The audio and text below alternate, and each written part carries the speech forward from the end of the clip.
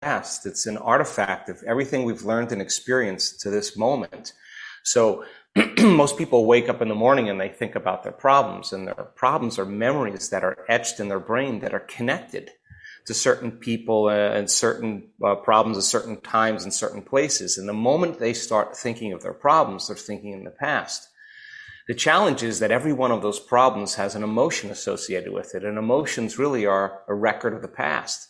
So the moment you feel unhappy, the moment you feel suffering, the moment you feel fear, now your body's in the past. So it's the thought being the language of the brain and the feeling being the language of the body, and how we think and how we feel creates our state of being. So many people reaffirm their state of being completely by the past. And so it only takes a thought and a feeling, an image and emotion, a stimulus and response to start the conditioning process. So we start to condition the brain and body, hardwire the brain, condition the body emotionally into the past. The problem is the body's so objective that it doesn't know the difference between the real life experience that's creating the emotion and the emotion we're creating by memory alone. The body's believing it's living in the same past environment 24 hours a day, 7 days a week, 365 days a year. So then the person gets up and then they run through the same routine as they always do. And in time, their body moves into a state of autopilot. Now their body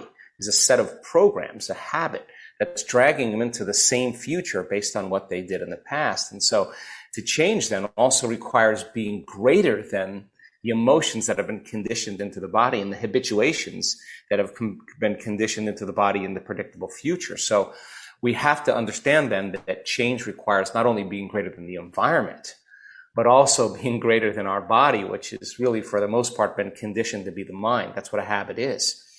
So then, to change then, to be greater than the body, to be greater than the environment, and to be greater than time, instead of living in the familiar past, which is the known, and the predictable future, which is the known, you teach people how to settle into the present moment, and that's the unknown. And most people, that the unknown represents a very threatening place. And so when people start to do meditation, as an example, and their body starts looking for an arousal or wants to get up and do things, they think they can't meditate. But in fact, if they can settle their body back down into the present moment and lower the volume to that anger, to that frustration, to the fear, to the sadness, it's like training an animal. Now you're telling the body it's no longer the mind, that you're the mind. And our research shows there's a liberation of energy. The body starts expanding and relaxing into the present moment. Instead of getting up and checking your cell phone or doing something, and you notice that propensity, instead of responding to it and say, I can't meditate, you settle your body back down into